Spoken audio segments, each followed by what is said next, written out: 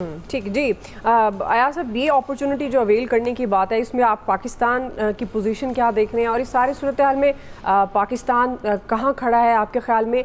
और ये जो इंडिया की क्या रूस और चाइना के साथ इतनी ज़्यादा कुर्बतें बढ़ सकती हैं, क्योंकि पाकिस्तान ऑलरेडी चाइना के साथ बहुत अच्छे ताल्लुकात हैं पाकिस्तान के, और ये जो अमरीका ख़ास तौर पर तिजारत के हवाले से भी बात है, अमरीका और पाकिस्तान के जो बढ़ते ये ताल्लुकात हैं, तो इससे पाकिस्तान क्या फ़ायदा उठा सकता है? दुआ मैं थोड़ा सा माजी पे मुझे जाना पड़ेगा, ये इस खत्ते की और ओवरऑल जो सिचुएशन है उस पे बात करने के लिए।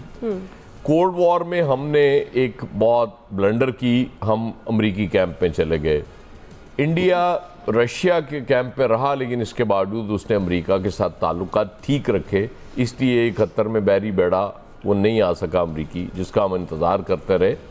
उसके बाद भी वो F-16 दिए अमेरिका ने हमें, और ये पाबंदी लगा के दिए कि आपने इंडिया के ख़िलाफ़ इस्तेमाल नहीं करने।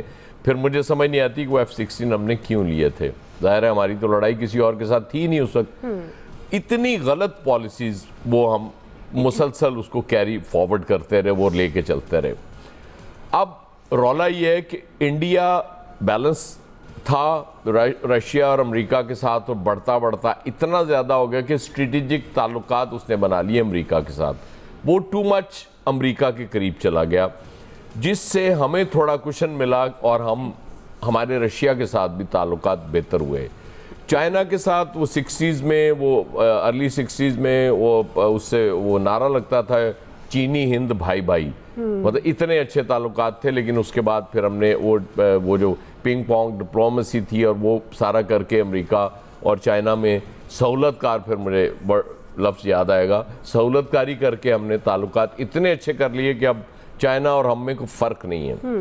अब नरेंद्र मोदी कोशिश करेंगे, अब मुझे नहीं समझ आ रही कि वो जो 80 अरब डॉलर की एक्सपोर्ट्स अमेरिका को हैं, उसमें क्या क्या वो चाइना को दे सकते हैं, क्योंकि चाइना तो खुद सबसे बड़ा एक्सपोर्टर है। उसके लिए तो बहुत कम गुंजाइश है वहाँ इंपोर्ट्स की, और उस 80 अरब डॉलर में से हम कितनी वो गेन कर सकते हैं, वो भी मुझे बज़ाहिर कुछ नज़र नहीं आ रहा।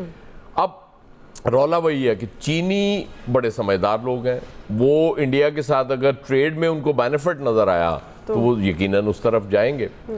देखें ना, अमेरिका और चीन का हमेशा से वो एक तसादुम की कैफियत तो रही है, वो पसंद तो नहीं करते थे एक दूसरे को, लेकिन किसी मौके पे भी ये नहीं हुआ कि इन दोनों में ट्रेड रुकी हो।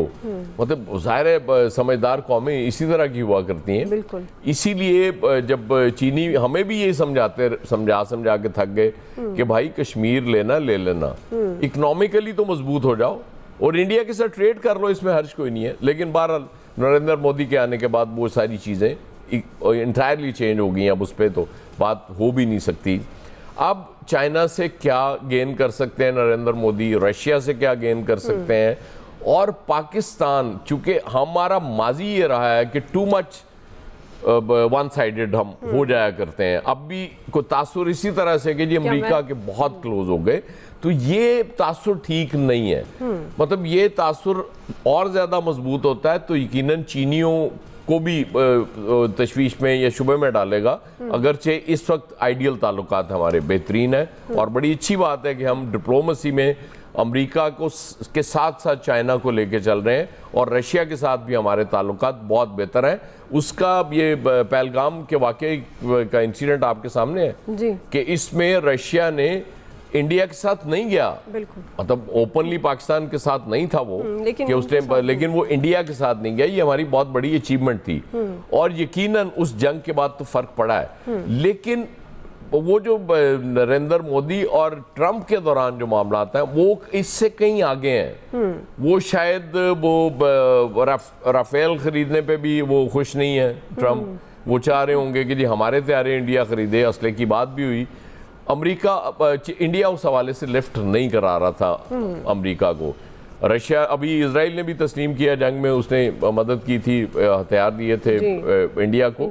अब सबसे बड़ा इम्तहान हमारे पॉलिसी मेकर्स का है कि इस बैलेंस को कैसे बरकरार रख के और गेन कैसे करना है। हमने अपनी एक्सपोर्ट्स कैसे बढ़ानी है, और वो आमिर बिल्कुल ठीक कह रहे हैं कि जब तुर्की या जो भी तुर्की, हम तो टर्की हो चुके कह के वो हो गया हुआ है, वो उसको 15% है तो वो एडवांटेज है। हमारा 4% ज़्यादा और ऑलरेडी हमारी चूँकि कॉस्ट ज़्यादा है, बांग्लादेश और इनसे चलें, श्रीलंका से 1% हमारा कम है, लेकिन स्टिल हमें इस मौके से फ़ायदा उठाने के लिए बैठ जाना चाहिए और अपनी पॉलिसीज़ को रीविज़िट करने की ज़रूरत है मेरे ख्याल में। जी फैसल साहब, आपको लगता है कि ये पॉलिसी को रीविज़िट करना और फिर इस मौके का फ़ायदा उठाना, बैलेंस रखना, जो अयाज साहब भी बात कर रहे हैं ख़ास तौर पर कि एक तरफ झुकाव नज़र ना आए, ज़ाहिर है चाइना हमारा एक दोस्त मुल्क है, ख़ास तौर पर रशिया के साथ भी अच्छे ताल्लुकात हैं, तो किस तरह से पाकिस्तान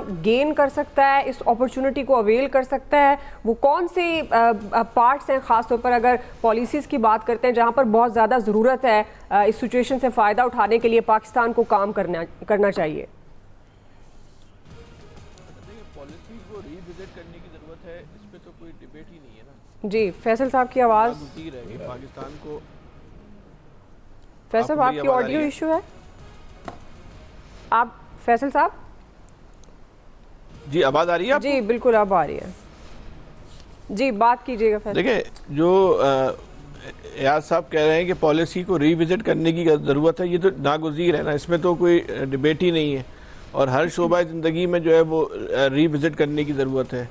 ये जो जंग में जो कुछ हुआ उसके बाद हमें एक मौका मिला कि हम अपनी तमाम पॉलिसियों को, तमाम शोबों को जो है वो रीविजिट करें, ताकि एक मजबूत और एक मुस्तहकम पाकिस्तान का जो तस्वर है वो पूरी दुनिया के सामने जो जा सके। इंडिया के साथ क्या हुआ है, इंडिया का जो बन मिट्टी का भरम था, वो बन मिट्टी का भरम जो है ना वो ख़त्म हो गया, उसकी मुट्ठी खुल गई।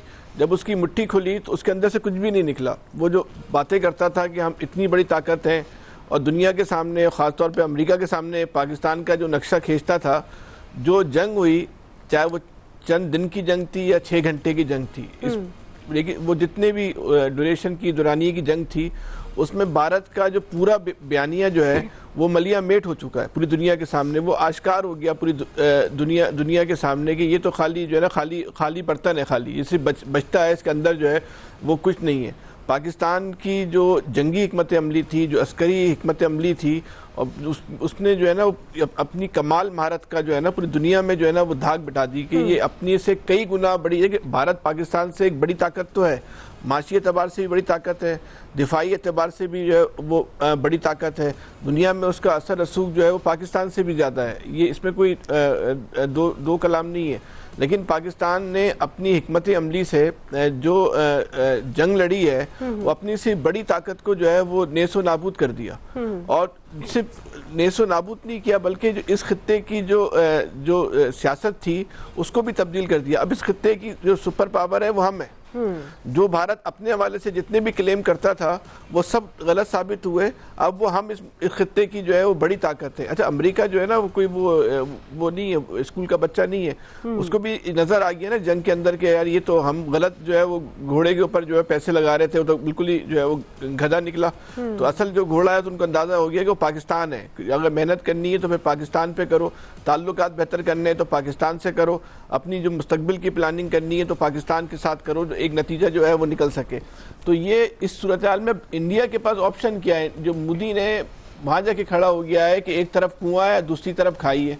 अगर वो रशिया से ताल्लुकात जो है वो बेहतर बनाने की कोशिश करता है तो अमेरिका उससे नाराज़ हो जाता है। अमेरिका से ताल्लुकात बनाने के ऑप्शन जो है उसके पास जो है वो ख़त्म होते चले जा रहे हैं। आने वाले दिन जो है वो भारत के लिए और मज़ीद सख्त होंगे। इसको भारत को उससे निमटना जो है आने वाले दिनों में जो है और मुश्किल होगा। इस खित्ते में जो है ना बड़ी सियासी तब्दीलियाँ आ रही हैं, खारजा पॉलिसी दुनिया की तब्दील हो रही है।